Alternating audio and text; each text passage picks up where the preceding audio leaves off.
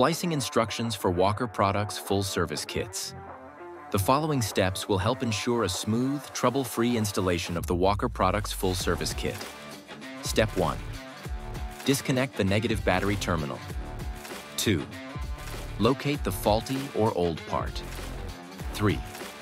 Disconnect the connector carefully, avoiding damage to wires. 4. Remove any bolts or screws securing the part, then take the part off the engine.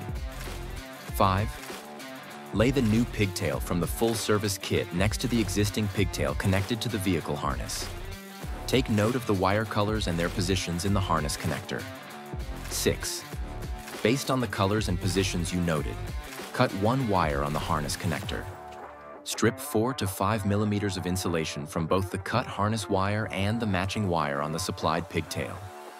Adjust wire length if necessary. 7. Insert the stripped harness wire into one end of the provided butt splice and crimp.